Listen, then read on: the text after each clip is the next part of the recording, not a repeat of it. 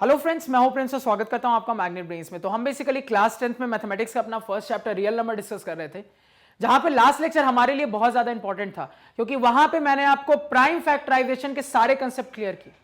सबसे पहले previous lecture में हमने जाना कि प्राइम फैक्टराइजेशन होता क्या है, फिर हमने एक एग्जाम्पल के थ्रू प्राइम फैक्टराइजेशन करना कैसे ये सीखा। क्लियर हुआ? अब देखो यहां पे उस लास्ट लेक्चर के बाद आपके प्राइम फैक्टराइजेशन के 98% कंसेप्ट्स क्लियर हो जाएंगे, लेकिन हो सकता है उसके बाद भी आपके दिमाग में 1-2% डाउट रह जाए। तो टेंशन मत लो, वो जो भी 1-2% डाउट है ना, वो अब इस लेक्चर में क्लियर हो जाएंगे।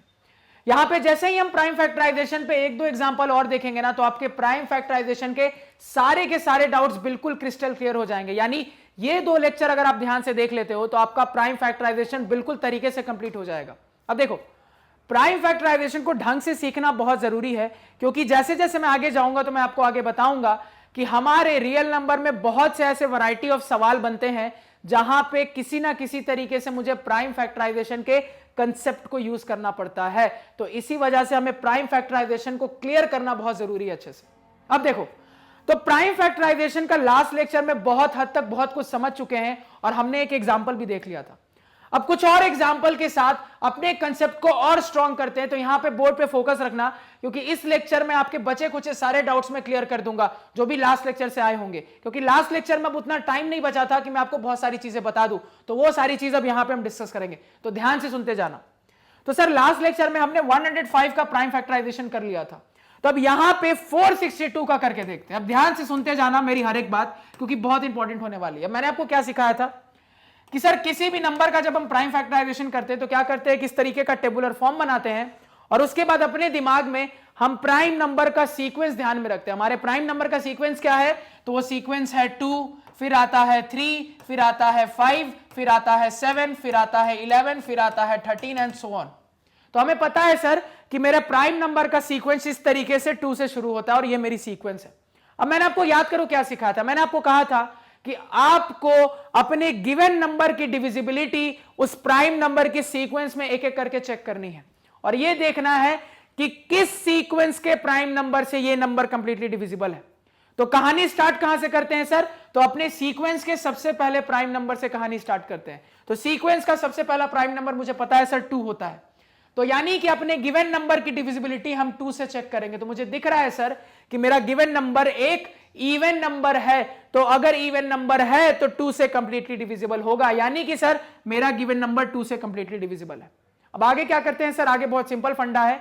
अब जैसे ही मुझे पता लग गया कि अच्छा इस प्राइम फैक्टर से, इस प्राइम नंबर से ये कंप्लीटली डिविजिबल है, तो उसके बाद देखते हैं कितने टाइम्स में ये रिजल्ट मेरे पास आएगा, यानी कि 2 कितना टाइम्स में 462 देगा। तो सिंपल तरीका है सर जानने का, क्या करेंगे, ये जो बड़ा नंबर है ना, इस बड़े नंबर को हम इस गिवन प्राइम नंबर से डिवाइड करके दिमाग में देख लेते कितना आ रहा है। तो जैसे ही 462 को दिमाग में 2 से डिवाइड करेंगे तो मेरे पास आ रहा है 2 2 जा 4, 2 3 जा 6, 2 1 जा 2।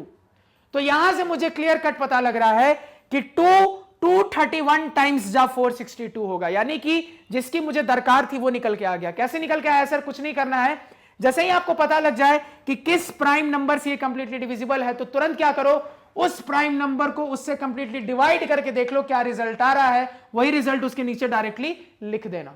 क्लियर हो गया? अब देखो, अब जैसे ही नीचे मेरे पास ये रिजल्ट आ गया, उसके बाद ये पूरी कहानी फिर से इस नंबर के लिए रिपीट होगी। इसका क्या मतलब है, यानी अब हम भूल जाएंगे कि मेरे पास 462 था, अब हमें यह याद करना है कि मेरे पास 231 है, यानी ये पूरी कहानी फिर से 231 के लिए मुझे दोहरानी है। तो क्या दिख रहा है सर, 231।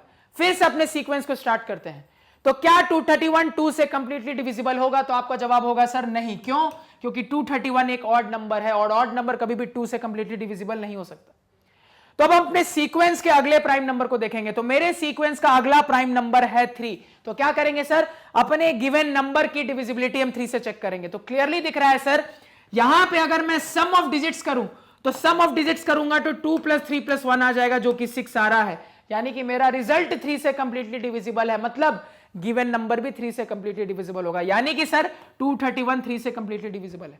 कितने टाइम्स में है, कैसे निकालना है सर, सिंपल है, कुछ मत करो, इस नंबर को 3 से डिवाइड करके देख लो कितना आ रहा है। कितना आ रहा है सर, तो 3 7 जा 21, 3 7 जा 21, यानी कि सर 377 टाइम्स जा 231। क्लियर? अब फिर से जैसे ही मेरे पास 77 आ गया, ये पूरी कहानी अब 77 के लिए रिपीट होगी। तो यही पूरी कहानी फिर से 77 के लिए भी रिपीट करेंगे। तो फिर से सीक्वेंस स्टार्ट करते हैं। क्या 77 2 से कंप्लीटली डिविजिबल होगा? सर नहीं होगा। क्या 77 3 से कंप्लीटली डिविजिबल होगा? सर नहीं होगा। क्या 77 5 से कंप्लीटली डिविजिबल होगा? सर अगेन नहीं होगा। क्या 77 7 से कंप्लीटली डिविजिबल होगा? तो जी हां सर होगा। क्या होगा सर? होगा। आप चाहो तो इसको दो तरीके से टेस्ट कर सकते हो। तो अब यहां पे मेरी बात को ध्यान से सुनना। कभी भी इस तरीके से सॉल्व करते हुए ना, अगर 2 डिजिट का नंबर आ जाए तो कोई जरूरी नहीं है ना कि आपको बार बार डिविजिबिलिटी टेस्ट ही चेक करना है। क्यों ऐसा? क्योंकि सर 2 डिजिट का नंबर हम अपने दिमाग में टेबल पढ़ के भी चेक कर सकते हैं कि किस तरीके से मल्टीप्लाई होकर 77 आया होगा। यानी कि जैसे ही मैंने देखा कि सर 2 से नहीं हो रहा है, 3 से नहीं हो रहा है, 5 से नहीं हो रहा है, तुरंत इसको देख के समझ में आ रहा है 7 से हो रहा है, क्योंकि 7 11 जो 77 होता है। तो क्या 7 से 77 कंप्लीटली डिविजिबल है? इसको देखने के लिए मुझे डिविजिबिलिटी टेस्ट की जरूरत पड़ी? नहीं पड़ी सर, क्योंकि एक छोटा सा 2 डिजिट का नंबर था जिसको हम अपने दिमाग में तुरंत टेबल पढ़ के भी चेक कर सकते थे। इसी वजह से आपको एटलीस्ट 1 से 20 तक का टेबल याद होना चाहिए, क्योंकि ये आपके मैथ्स को बहुत आसान बना देता है। और याद इस तरीके से होना चाहिए कि अगर आपसे मैं 20 से पूछ दूं कि 14 × 5 बताओ क्या होगा, तो आपका जवाब आपके जबान पे होना चाहिए। तो हर स्टूडेंट को एटलीस्ट अगर मैथ्स में अच्छा करना है तो 1 से लेकर 20 तक का टेबल बहुत ही तरीके से याद होना चाहिए। मतलब बिल्कुल 20 से कहीं भी कुछ भी पूछ दूं तो फटाक से आपका जवाब आना चाहिए। क्लियर? तो कभी भी 2 डिजिट का नंबर आ जाए ना, तो आप सीधे टेबल पढ़ के भी चेक कर सकते हो। आपको बार बार डिविजिबिलिटी रूल नहीं देखना है। डिविजिबिलिटी रूल का इन्वेंशन इसलिए किया गया था, इन्वेंशन बोलना सही नहीं है, डिस्कवरी बोलना ज्यादा सही है, क्योंकि मैथ्स में ज्यादातर चीजें डिस्कवर होती हैं। तो मैथ्स में आपका डिविजिबिलिटी रूल की डिस्कवरी इसलिए की गई थी क्योंकि बहुत बड़े बड़े नंबर के लिए किसी पर्टिकुलर नंबर से उसकी डिविजिबिलिटी चेक करना, बार बार डिवाइड करके काफी टीडियस हो रहा था। तो इसी वजह से बड़े बड़े नंबर को हैंडल करने के लिए डिविजिबिलिटी रूल आया। छोटे नंबर के लिए आपको डिविजिबिलिटी रूल की कोई आवश्यकता नहीं है, आप नॉर्मल टेबल पढ़ के भी चेक कर सकते थे। क्लियर? तो यहां पे जैसे ही मैंने देखा 2 से नहीं है, 3 से नहीं है, 5 से नहीं है, अगला आया 7, तुरंत दिमाग में क्लिक किया 7 11 जो 77 होता है, बात खत्म, डिविजिबिलिटी की जरूरत नहीं पड़ी। हां, लेकिन इसका यह मतलब नहीं है कि यहां पे डिविजिबिलिटी काम नहीं करेगा। आप चाहते तो डिविजिबिलिटी से भी बना सकते थे। कैसे? सिंपल है सर। क्या सिखाया था मैंने आपको? मुझे 77 की डिविजिबिलिटी 7 से चेक करनी है। तो 7 से डिविजिबिलिटी का रूल ये होता है कि जो यूनिट प्लेस का डिजिट है उसको पहले तो डबल कर लो। डबल कर लिया सर। अब यूनिट प्लेस का डिजिट इस्तेमाल लेने के बाद जो भी नंबर आपके पास बच जाए वो पूरा का पूरा नंबर पहले लिखो, और उसके बाद उस बचे हुए नंबर में आप डबल किए हुए नंबर को घटा दो। ये इंपॉर्टेंट है, याद रखना। क्या कहा? ध्यान से सुनो। मैंने कहा कि हम हमेशा अपने बचे हुए नंबर में डबल किए हुए नंबर को घटाते हैं। ये बहुत इंपॉर्टेंट है। अब देखो यहां पे क्या हो गया, यहां पे एक इंटरेस्टिंग चीज हुई कि हमारा बचा हुआ नंबर छोटा पड़ गया और डबल वाला नंबर बड़ा पड़ गया। तो कोई दिक्कत नहीं है, जो रूल है उसको एज इट इज याद रखना है। क्या? कि बचे हुए नंबर में हमेशा डबल वाला नंबर घटाएंगे। यही रूल है, यही याद रखेंगे। वो छोटा पढ़ने लगे, बड़ा पढ़ने लगे, उससे फर्क नहीं पड़ता। तो यानी यहां पे जब मैंने ये किया तो मुझे ऑब्जर्व हो रहा है सर 7 में मुझे क्या करना है? 14 को घटाना है। मुझे 14 में 7 नहीं घटाना, याद करो इसको देख के। मुझे सर 14 में 7 नहीं घटाना, 7 में 14 को घटाना है। तो क्लियरली दिख रहा है सर मेरा आंसर नेगेटिव आएगा। नेगेटिव में -7। तो मैंने आपको क्या सिखाया था सर? अब घटाने के बाद जो रिजल्ट आ जाए अगर वो 7 से कंप्लीटली डिविजिबल है तो मेरा गिवन नंबर भी 7 से कंप्लीटली डिविजिबल होगा। तो रिजल्ट आ रहा है -7, आने दो, क्या फर्क पड़ता है? नेगेटिव नंबर ही सही, आने दो, क्या फर्क पड़ता है? अब आपका जो रिजल्ट आया, क्या ये 7 से कंप्लीटली डिविजिबल है? तो आप कहोगे हां सर, -7 7 से कंप्लीटली डिविजिबल है, तो मेरा गिवन नंबर भी 7 से कंप्लीटली डिविजिबल होगा। तो आप यहां से डिविजिबिलिटी रूल से भी चेक कर पा रहे हो कि 77 मेरा 7 से कंप्लीटली डिविजिबल है। तो यहां पे जितनी बातें बताई वो हर बात को याद रखना कि नंबर छोटा होने लगे तो हर बार डिविजिबिलिटी रूल का सहारा लेने की जरूरत नहीं है। मुझे पता है कि छोटे नंबर टेबल में आ जाते हैं, तो इसी वजह से क्यों ना मैं सिंपली उसका टेबल ही पढ़ के देख लूं कि वो नंबर वहां पे आ रहा है कि नहीं आ रहा है। ये कहानी समझ में आई? तो क्लियरली दिखा सर 7 11 जो 77 होता है। मैंने आपको क्या सिखाया था? ये कहानी हम तब तक करते जाते हैं जब तक कि 1 ना आ जाए। ध्यान से देखो, यहां पे मेरे पास आया 11। अगेन 11 क्या? एक छोटा नंबर है। फिर से वो पूरा प्रोसेस रिपीट करते हैं। क्या 11 2 से कंप्लीटली डिविजिबल है? नहीं सर। क्या 11 3 से कंप्लीटली डिविजिबल है? नहीं सर। क्या 11 5 से कंप्लीटली डिविजिबल है? नहीं सर। क्या 11 7 से कंप्लीटली डिविजिबल है? नहीं सर। क्या 11 11 से कंप्लीटली डिविजिबल है? हां सर। यानी कि सर 11 1 जा 11 होता है और मेरे पास 1 आ गया, मतलब मेरी गाड़ी यहां पे रुक जाएगी। यानी कि सर मैंने अपने नंबर में प्राइम फैक्टराइजेशन अप्लाई कर लिया। अब जैसे ही मैंने अपने नंबर में प्राइम फैक्टराइजेशन अप्लाई कर लिया है सर, अब मैं बहुत ही आसानी से यहां पे क्या कर सकता हूं, इस नंबर को इसके फैक्टर्स के प्रोडक्ट के फॉर्म में लिख सकता हूं। और ये फैक्टर्स कैसे फैक्टर्स होंगे, तो ये सारे के सारे मेरे प्राइम फैक्टर्स होंगे। यानी कि अब मैं चाहूं तो सर प्राइम फैक्टराइजेशन करने के बाद अपने गिवन नंबर को उनके प्राइम फैक्टर्स के प्रोडक्ट के टर्म्स में मेंशन कर सकता हूं। और मुझे पता है सर कैसे मेंशन करते हैं, तो जो लेफ्ट साइड नंबर्स आते हैं वो नंबर्स और कुछ नहीं इस गिवन नंबर के प्राइम फैक्टर्स हैं, और इन्हीं का प्रोडक्ट मुझे ये नंबर दे देगा। यानी कि बड़े आराम से यहां से मैं लिख सकता हूं 462 बराबर, अब लाइन से जितने नंबर है मल्टीप्लाई का साइन देते देते लिखते जाओ। यानी कि सर 2 इंटू 3 इंटू 7 इंटू 11, यानी इसको आप सॉल्व करोगे आप इस नंबर पे पहुंच जाओगे। यानी कि मैंने अपने गिवन नंबर को इस तरीके से एक्सप्रेस किया कि ये सारे के सारे इसके प्राइम फैक्टर्स के प्रोडक्ट के फॉर्म में एक्सप्रेस हो गए। क्लियर हो गया? इतना समझ में आया? यहां तक किसी को कोई दुविधा नहीं होनी चाहिए। अब देखो बीच बीच में बहुत इंपॉर्टेंट चीजें बता रहा हूं मैं, अब ध्यान से सुनते जाना। एक दूसरी इंपॉर्टेंट चीज, आपने कई सारे बुक में जब प्राइम फैक्टराइजेशन होता हुआ देखा होगा, तो देखो आपने क्या देखा होगा, जैसे इसी एग्जांपल से मैं आपको समझाता हूं। कुछ बुक में आपने देखा होगा सर कि वो इस तरीके से 462 का प्राइम फैक्टराइजेशन स्टार्ट करता है, वो यहां 231 ही लिखेगा, यहां 3, यहां 77 ही लिखेगा, यहां 7, यहां 11, और ये यहां पे रुक जाएगा सर, ये 1 पे नहीं रुकता। तो ध्यान से मेरी बात को समझने की कोशिश करो कि सर मैं ऐसे सॉल्व करूं या ऐसे सॉल्व करूं कोई फर्क नहीं पड़ता, दोनों ही आंसर इक्वली करेक्ट है। यानी ऐसा नहीं है कि ये लिखोगे तो 2.5 नंबर मिलेंगे और ये लिखोगे तो 3 नंबर मिलेगा, दोनों में बराबर नंबर लिखेंगे, दोनों इक्वली करेक्ट है। अब इन दोनों को समझने की कोशिश करते हैं और अपने इस कंफ्यूजन को दूर करते हैं कि ऐसा क्यों। तो ध्यान से सुनो, देखो जब भी हम इस तरीके से देखते जाते हैं कि ये नंबर किससे डिविजिबल है, किससे डिविजिबल है, और डिवाइड कर करके नंबर निकालते जाते हैं, तो हमारे पास सॉल्व करते हुए एक ऐसा पॉइंट आएगा, ध्यान से मेरी बात को समझो, हमारे पास इस तरीके से सॉल्व करते हुए एक ऐसा पॉइंट आता है ना, जहां पे यहां पे जो आने वाला नंबर होता है ना, वो एक प्राइम नंबर होता है। क्या हो जाता है? एक प्राइम नंबर। जैसे कि जैसे ही मैं सॉल्व करते हुए यहां पे पहुंचा तो क्लियरली मुझे क्या दिखा, 11 एक प्राइम नंबर है, 77 एक प्राइम नंबर नहीं है, एक कंपोजिट नंबर है, क्लियरली दिख रहा है, लेकिन सर 11 प्राइम नंबर है। अब देखो वो जो आपका सवाल है ना, वो क्या करेगा, जहां इस तरीके से सॉल्व करते हुए आपका प्राइम नंबर आ जाएगा ना, तो वहीं पे अपनी कहानी रोक देगा। तो वो भी लिखने का तरीका सही। अब क्यों सही हो जाता है? क्योंकि याद करो मैंने आपको प्राइम नंबर की डेफिनेशन में सिखाया था कि प्राइम नंबर के सिर्फ और सिर्फ 2 फैक्टर होते हैं, एक फैक्टर 1 और एक फैक्टर वो नंबर इटसेल्फ।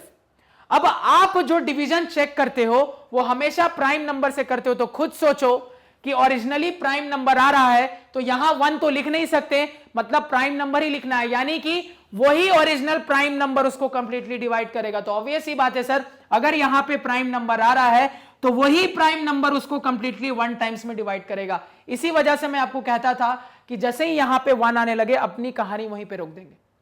तो इस चीज को मैं थोड़ा और मॉडिफाई करके और अच्छा कर देता हूं कि जहां इस तरीके से प्राइम फैक्टराइजेशन आप कर रहे हो और ये ऑब्जर्व करो कि यहां पे एक प्राइम नंबर आने लगे, जैसे ही ये दिखने लगे तो आप चाहो तो वहां तक भी छोड़ दोगे तो कोई फर्क नहीं पड़ता है।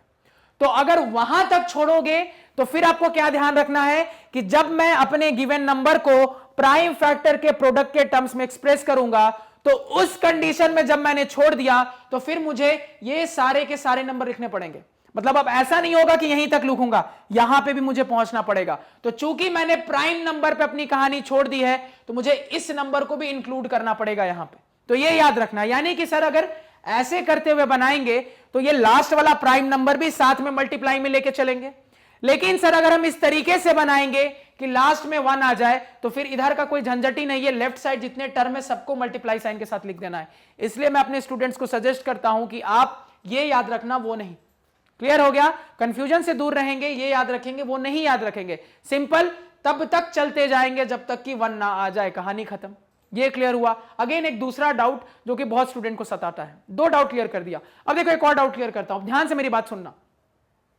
बहुत सारे स्टूडेंट यहां पे आर्ग्यू करेंगे सर, अब देखो क्या आर्ग्यू करेंगे, ध्यान से मेरी बात को समझने की कोशिश करो कि सर ये जो आपने 462 को प्राइम नंबर के सीक्वेंस से डिवाइड करना स्टार्ट किया, तो सर आपने 2 ही पहले क्यों लिया? आप अगर 3 भी पहले लेते तो सॉल्व हो जाता। सही बात है, 462 3 से भी कंप्लीटली डिविजिबल है, आप चाहो तो चेक कर लो। 6 + 4 10 + 2 12, तो 12 क्या है, 3 से कंप्लीटली डिविजिबल है, तो 462 भी होगा। तो सर आप इस तरीके से क्यों नहीं बढ़ रहे थे, आपने 2 से ही क्यों स्टार्ट किया? तो याद रखना प्राइम फैक्टराइजेशन जब बनाया गया था ना, तो इस तरीके से ही बनाया गया था कि आप अपने प्राइम नंबर के सीक्वेंस को ब्रेक मत करो। यानी आप जो भी सोचना स्टार्ट करोगे वो सबसे पहले सबसे छोटे प्राइम नंबर से सोचना स्टार्ट करोगे। उससे काम नहीं होता तब उससे बड़े प्राइम नंबर पे जाओगे, उससे काम नहीं होता तब उससे बड़े प्राइम नंबर पे जाओगे, उससे काम नहीं होता तब उससे बड़े प्राइम नंबर पे जाओगे। मतलब ये सीक्वेंस मेंटेन रखनी है, एक एक करके सीक्वेंस में आगे जा जाकर चेक करना है। अपने मन से कोई से भी प्राइम नंबर से नहीं डिवाइड करने लगेंगे। ऐसा नहीं है कि प्राइम फैक्टराइजेशन बोल रहा है तो अपने मन से किसी भी प्राइम नंबर से डिवाइड करके स्टार्ट कर दी कहानी, ये नहीं करना है। अब जैसे 462 आपके 11 से भी कंप्लीटली डिवाइड हो जाएगा, आप चाहो तो चेक कर लो। देखो यहां पे 462 11 की डिविजिबिलिटी टेस्ट मैंने आपको क्या सिखाई थी सर, कि ऑड प्लेसेस पे डिजिट का सम और इवन प्लेसेस पे डिजिट के सम का डिफरेंस निकालोगे। अगर वो 0 आ जाए या फिर एक ऐसा नंबर आ जाए जो कि 11 से कंप्लीटली डिविजिबल है, तो गिवन नंबर भी 11 से कंप्लीटली डिविजिबल होगा। अब देखो यहां पे अगर मैं प्लेसेस की बात करूं तो 1, 2 और 3 आ रहा है, ठीक है, आ रहा है। अब मैं आपसे पूछूं ऑड प्लेसेस पे डिजिट का सम क्या है, तो आप कहोगे सर ऑड प्लेसेस पे डिजिट का मेरा सम है 4 + 2 यानी कि 6, क्योंकि एक ऑड प्लेस पे 4 है, एक ऑड प्लेस पे 2 है, तो 4 + 2 6 सर। यहीं पे आपसे पूछूं कि सर इवन प्लेस पे डिजिट का सम क्या है, तो कहोगे सर इवन प्लेस पे एक ही डिजिट है तो सम की बात नहीं होगी, जो डिजिट है वही आंसर हो जाएगा। तो इवन प्लेस पे सिंपली मुझे 6 दिख रहा है, 6 लिख दिया। अब जैसे ही मैं दोनों का डिफरेंस ले रहा हूं तो क्लियरली दिख रहा है 0 आ रहा है, यानी कि मेरा गिवन नंबर 11 से भी कंप्लीटली डिविजिबल है। यानी 11 भी क्या है सर, एक प्राइम नंबर है। तो क्या मैं ऐसे स्टार्ट नहीं कर सकता था सर कि 462 लिखा और यहां 11 से डिविजिबिलिटी चेक की? तो यही आपको यहां पे सीखना है कि आप ऐसे नहीं करोगे। तो कैसे करना है, जैसे सिखाया वैसे करना है, यानी बिल्कुल आपको सीक्वेंस ब्रेक नहीं करना है। ये एक्चुअली प्राइम फैक्टराइजेशन का रूल है कि हमेशा सीक्वेंस में चलते हैं। बहुत सारे स्टूडेंट्स ये गलती करते हुए मुझे दिखते हैं, आपको नहीं करना। एग्जामिनर चाहे तो आपका मार्क्स काट सकता है। हमेशा सबसे छोटे प्राइम नंबर से ही सोचना स्टार्ट करोगे और धीरे धीरे करके आगे बढ़ते जाओगे। ये समझ में आया? एक और डाउट यहां पे हमने क्लियर किया कि अपने मन से सीक्वेंस को ब्रेक नहीं करना। क्लियर है? अब देखो एक और चीज, कभी भी जब सवाल कहता है ना कि मेरे गिवन नंबर को आप प्राइम नंबर्स के प्रोडक्ट के टर्म्स में या फिर मेरे गिवन नंबर को प्राइम फैक्टर्स के प्रोडक्ट के टर्म्स में एक्सप्रेस करो, तो उसके लिए आप क्या करते हो, प्राइम फैक्टराइजेशन करते हो। अब ऐसा भी नहीं है कि आपने पूरे रूल को फॉलो करके इस तरीके से प्राइम फैक्टराइजेशन किया और अपनी मर्जी से 462 को इस तरीके से लिख दिया। किस तरीके से? कि सर मुझे इतना पता है कि यही सारे के सारे फैक्टर मल्टीप्लाई के साथ मुझे रिप्रेजेंट करने हैं, तो अपने मन से जिसको मन किया पहले लिखा, जिसको मन किया बाद में लिखा। यानी कि मैं क्या कहना चाह रहा हूं, ऐसा नहीं है कि आप इस तरीके से सारे रूल को फॉलो करके प्राइम फैक्टराइजेशन करोगे, उसके बाद अपनी मर्जी से पहले 3 लिख दिया, फिर गुने बाद में 7 लिख दिया, फिर अपनी मर्जी से 2 लिखा, फिर अपनी मर्जी से 11 लिखा। ये नहीं करना है, कभी नहीं करना। क्यों? क्योंकि यहां पे एक और जनरल रूल होता है जो बहुत सारे स्टूडेंट्स को नहीं पता होता, जो आपको ध्यान में रखना है। क्या? कि आप अपने प्राइम फैक्टर्स के प्रोडक्ट के टर्म्स में जब किसी भी नंबर को एक्सप्रेस करते हो ना, तो आपके प्राइम फैक्टर्स असेंडिंग ऑर्डर में होने चाहिए। हमेशा इस तरीके से लिखोगे कि बढ़ते हुए क्रम में आपके प्राइम फैक्टर्स हो। जैसे कि क्लियरली यहां पे दिख रहा है, सबसे छोटा प्राइम फैक्टर 2 है, सबसे पहले 2 लिखा, उसके बाद 3 है, उसके बाद 3 लिखा, उसके बाद 7 है, उसके बाद 7 लिखा, उसके बाद 11 है, उसके बाद 11 लिखा। तो ये सीक्वेंस भी याद रखना कि ऐसा नहीं है कि बोल दिया कि मल्टीप्लाई के टर्म्स में फैक्टर को लिखना है तो अपने मन से कोई भी ऑर्डर लिख दिया, तो ऐसे लिखेंगे नहीं, सही तरीका नहीं है। हमेशा असेंडिंग ऑर्डर में, बिल्कुल छोटे से बढ़ते हुए क्रम में। समझ में आया? बिल्कुल छोटे से बढ़ते हुए क्रम में, यानी जिस तरीके से यहां आ रहा है वो हमेशा छोटे से बढ़ता हुआ ही क्रम होगा, उसी को उसी तरीके से लिख देंगे। ये बहुत इंपॉर्टेंट बात है, याद रखना। हमेशा असेंडिंग ऑर्डर में यहां पे लिखना है, हमेशा ध्यान देना, कुछ भी आए यहां पे हमेशा असेंडिंग ऑर्डर में ही लिखना है। ये क्लियर हुआ? यहां तक कोई दिक्कत? तो यहां पे हमने एक सवाल के थ्रू अपने बचे खुचे प्राइम फैक्टराइजेशन के बहुत सारे डाउट्स को क्या कर लिया, क्लियर कर लिया। अब देखो यहां पे कुछ स्टूडेंट्स एक और डाउट पूछ सकते हैं कि सर इंटू 1 भी तो चाहो सब में लिख सकते हो, कोई फर्क तो पड़ेगा नहीं, और 1 उसका फैक्टर भी। आपकी बात बिल्कुल सही है, लेकिन बार बार क्या रिपीट कर रहा हूं, टाइटल का नाम है प्राइम फैक्टराइजेशन, यानी किसी नंबर को हम उसके प्राइम फैक्टर्स के प्रोडक्ट के टर्म्स में एक्सप्रेस करते हैं। क्या 1 एक प्राइम फैक्टर है? आप कहोगे सर 1 एक फैक्टर जरूर है, लेकिन वो प्राइम फैक्टर नहीं है, क्योंकि 1 ना ही एक प्राइम नंबर है ना ही कंपोजिट नंबर। इसलिए कभी भी जब हम प्राइम फैक्टराइजेशन करते हैं तो उस रिजल्ट में आपको 1 लिखा हुआ नहीं मिलता। समझ में आया क्यों नहीं मिलता? क्योंकि सर वन फैक्टर जरूर है लेकिन प्राइम फैक्टर नहीं है, इसी वजह से कभी भी हम वन को ऐड नहीं करते अपने आंसर में। यह समझ में आया? तो अब इतने पॉइंट्स के साथ मुझे नहीं लगता कि प्राइम फैक्टराइजेशन से रिलेटेड तुम्हारे दिमाग में कोई भी डाउट बचा होगा, बचना ही नहीं चाहिए। हर एक डाउट की बारीकी मैंने क्लियर कर दी। यहां पे चीजें समझ में आई? एक और एग्जांपल से चीजों को समझने की कोशिश करते हैं। पहले इसको नोट डाउन करो, जो जो बोर्ड पे इंपॉर्टेंट लगा, और जितनी बातें मैंने कही जो जो इंपॉर्टेंट लगी वो भी सारे वीडियो को प्ले ऑन पॉज करके नोट डाउन कर लेना कि सर ने यहां पे ये कहा था, ऐसे करना है, ऐसे करना है, ऐसे करना है, ये भी इंपॉर्टेंट है। क्लियर हो गया?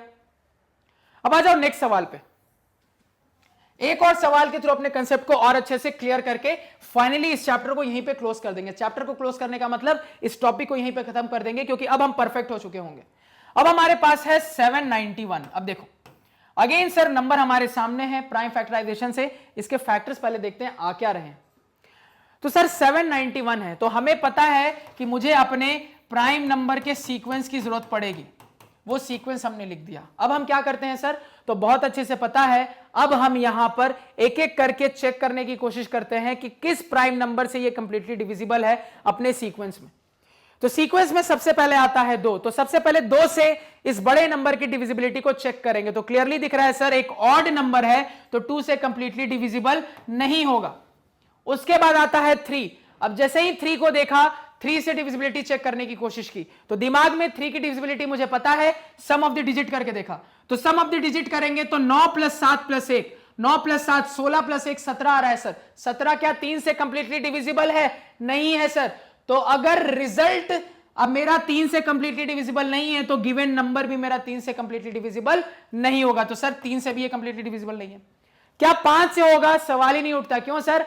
5 से कंप्लीटली डिविजिबल होने के लिए उसके यूनिट प्लेस में या तो 0 होना चाहिए या तो 5 होना चाहिए। उसके बाद क्या है सर? उसके बाद मेरे पास यहां पे 7 है, तो क्या 7 से कंप्लीटली डिविजिबल है? अब एक बड़ा नंबर है तो टेबल पढ़ के तो चेक कर नहीं सकते, तो दिमाग में डिविजिबिलिटी करके चेक करना पड़ेगा। सर मेरे पास रिजल्ट आ रहा है 791, तो क्या सिखाया था सर? यूनिट प्लेस का डिजिट उठाओ, उसको तुरंत डबल करो, तो डबल करोगे तो 1 का डबल 2 आ जाएगा। बचा हुआ नंबर देखो कितना आ रहा है, 79, 79 लिख लिया।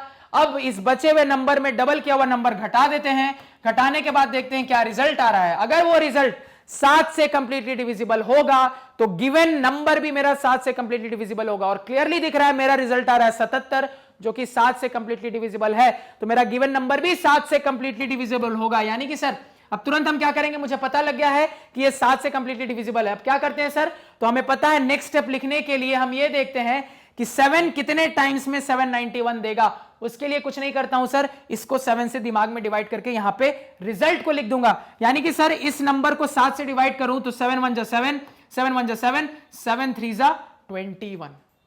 ये क्लियर हुआ? यहां तक किसी को कोई दिक्कत, कोई समस्या, कोई परेशानी नहीं होनी चाहिए। अब देखो एक बहुत बड़ा नंबर आया 113। अब 113 पे यही कहानी फिर से रिपीट करेंगे। तो क्या देख रहे हैं सर, 2 से नहीं जाएगा क्योंकि ऑड नंबर है, 3 से नहीं जाएगा, क्यों? सम ऑफ द डिजिट 3 + 1 4 + 1 5, 3 से डिविजिबल नहीं है तो ये नंबर भी 3 से डिविजिबल नहीं होगा। 5 से नहीं जाएगा, यूनिट प्लेस में ना 0 है ना 5 है। 7 से देखते हैं सर, 113 7 से देखना है, यूनिट प्लेस पे 3 है, इसका डबल हो जाएगा 6। बचा हुआ नंबर मेरे पास 11, 11 में 6 घटाया आया 5। क्या 5 7 से कंप्लीटली डिविजिबल है? नहीं है सर, मतलब पूरा का पूरा नंबर भी 7 से नहीं होगा डिविजिबल। क्या 11 से जाएगा? यहीं से दिख रहा है सर 11 से भी नहीं जाएगा। क्या 13 से जाएगा? अब देखो यहां ध्यान दो, जैसे ही आपको यह दिखने लगे ना कि 11 से नहीं जा रहा, 13 से नहीं जा रहा, तो तुरंत सतर्क हो जाओ कि कहीं वही नंबर तो प्राइम नंबर नहीं, कहीं वो बड़ा नंबर ही तो प्राइम नंबर नहीं, क्योंकि प्राइम नंबर का कोई अंत नहीं है। हम जानते हैं सर कि हम अपने नंबर सिस्टम में अगर 1 से आगे जाते हैं, यानी अगर हम अपने नंबर सिस्टम में 1 से बड़े इंटीजर की बात करते हैं, तो मैंने आपको अपने उस लेक्चर में बहुत क्लियर कट बताया था कि 1 से बड़ा दुनिया का कोई भी इंटीजर हो, कितना भी बड़ा इंटीजर हो, या तो वो प्राइम नंबर होगा या तो वो कंपोजिट नंबर होगा। मतलब कि सर हम नहीं बता सकते कि हर एक नंबर कौन सा प्राइम है या कौन सा कंपोजिट, तो हमें अपने एनालिसिस को काफी फिक्स रखना है, काफी सोच समझ के काम करना है। अब जैसे देखो यहां पे हम जैसे ही ये देख पा रहे हैं कि ये 7 से भी नहीं गया, 11 से भी नहीं गया, तो तुरंत हमारे दिमाग में क्या क्लिक किया कि कहीं यही पूरा का पूरा नंबर तो प्राइम नंबर नहीं। तो आपने क्या ऑब्जर्व किया कि सर हां, ये पूरा का पूरा नंबर प्राइम नंबर है। तो कई बार आपको सीधे कोई बहुत बड़ा प्राइम नंबर इनकाउंटर हो सकता है, तो डिसाइड करने के लिए क्या करना है सर, आपको नॉर्मली अपना डिवीजन देखना है कि 11 से लेके 13 तक में अगर मान लो 13 तक जाते जाते वो नंबर नहीं डिवाइड हुआ ना, तो मान के चलना बहुत हाई चांसेस है कि वो नंबर एक प्राइम नंबर निकल सकता है। तो इस चीज का ध्यान देना। अब चूंकि ये प्राइम नंबर है तो यहां से आपको क्या पता लगा, यहां से आपको ये पता लगा है सर कि यानी कि इसको डिवाइड करने वाला दो ही फैक्टर है, या तो 1 या तो नंबर इटसेल्फ। तो मैंने आपको क्या सिखाया था, आप चाहो तो आपका प्राइम फैक्टराइजेशन यहीं पे खत्म हो गया। क्यों खत्म हो गया? क्योंकि ये एक प्राइम नंबर आ गया। आप चाहते तो एक स्टेप आगे भी जा सकते थे। अगर एक स्टेप आगे जाते तो आप इस तरीके से लिखते, यहां से 7 टाइम्स जा 113, यहां से 113 1 जा 113, 1 आ गया, कहानी मेरी रुक गई। यानी कि इस 791 को मैं चाहूं तो 7 इंटू 13 के टर्म्स में लिख सकता हूं। और मैंने इस चीज का भी ध्यान दिया कि मेरे प्राइम फैक्टर्स असेंडिंग ऑर्डर में है। क्लियर हो गया? यहां तक कोई दिक्कत नहीं होनी चाहिए, नोट डाउन करो। तो मतलब यहां पे जितने भी मेरे डाउट्स हैं ना, ये सारे के सारे डाउट्स क्लियर हो जाते हैं अब। यानी अब इतना देखने के बाद, ये 2 लेक्चर देखने के बाद मुझे नहीं लगता है कि प्राइम फैक्टराइजेशन किसी भी स्टूडेंट का अटकना चाहिए। चीजें समझ में आई? क्लियर हुई? होनी चाहिए। तो अब इतना समझने के बाद हम बहुत ही अच्छे से अपने फंडामेंटल थ्योरम ऑफ अर्थमेटिक को समझेंगे, क्योंकि अब वो चीज एक बार में एक चुटकी से समझ में आ जाएगी आपको। क्लियर हो गया? तो इस लेक्चर को यहीं पे एंड करते हैं। तो आज के पढ़ाए हुए नोट्स आप हमारी सी ऑफिशियल वेबसाइट magnetbrains.com से डाउनलोड कर सकते हैं, जिसका लिंक वीडियो के डिस्क्रिप्शन में है। magnetbrains.com पे आपको क्लास 4th से लेकर 12th तक सारे सब्जेक्ट्स और कोर्सेज मिल जाते हैं, वो भी सिस्टमैटिक ऑर्डर में अरेंज्ड। Thank you.